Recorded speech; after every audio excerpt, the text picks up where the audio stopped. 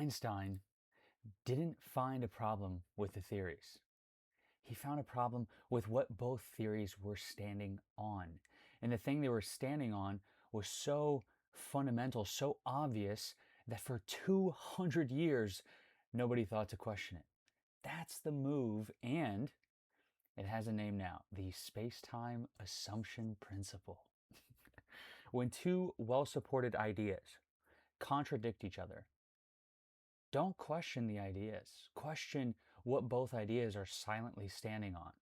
Because the contradiction isn't evidence that one of them is wrong, it's evidence that something underneath both of them is wrong. Something so basic it doesn't feel like an assumption at all. Maxwell's equations said light always travels at the same speed regardless of the observer. Galileo's relativity said speeds add. If you're on a train moving at 60 miles per hour and you throw a ball at 10 miles per hour, the ball moves at 70 miles per hour relative to the ground. Both were correct. Both were proven experimentally, and they directly contradicted each other when applied to light. Physicists for decades tried to figure out which one was wrong. Einstein came along, said, what if neither is wrong? That's what he asked.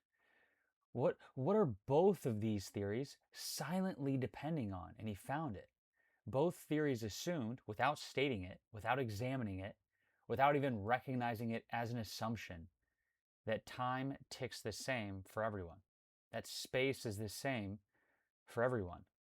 That assumption was so fundamental, it had become invisible. It felt like ground, not claim, and it was wrong.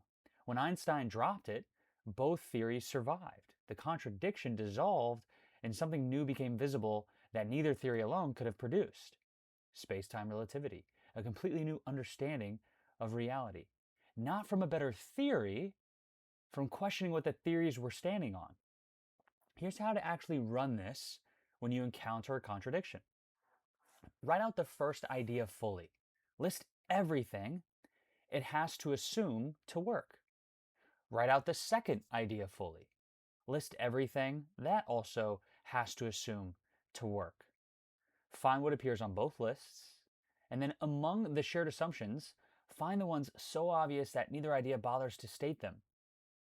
The ones that feel like ground rather than claim. The ones that would never show up in paper because everyone already takes them for granted. Those are your suspects. Pick one. Ask, what happens to both ideas and the contradiction between them if this assumption is false? This principle is transferable across domains, but it only produces results where the contradiction is sharp enough to work with. In physics, the contradiction between Maxwell and Galileo was mathematically precise. You could write it in equations and show exactly where it broke down. That precision is what made the assumption findable. In fields where ideas live in language rather than formal systems, psychology, philosophy, human behavior, contradictions are often softer. Verbal frameworks absorb tension. The contradiction melts a little when you push on it. So before you apply this, ask honestly, is this contradiction I'm looking at sharp or mushy? Sharp, the move is available. Mushy, you're in earlier territory. You need to sharpen the contradiction before you can find the soil. The feeling of finding the hidden assumption is intoxicating. Something clicks, it feels like the move, it feels like Einstein. Einstein! That feeling is not the evidence. Einstein's move produced a specific, testable prediction. Time dilates by this precise amount at this precise speed. That could be checked, and it was right. For now. Without the testable prediction, dropping the assumption is just philosophy.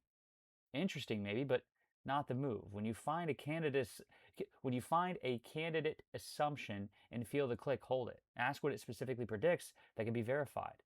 The principle and the discipline together, one without the other isn't really the tool. So the space-time assumption principle. When two well supported ideas contradict, don't question the ideas. Question what both ideas are silently standing on. Find the assumption so fundamental it doesn't feel like an assumption.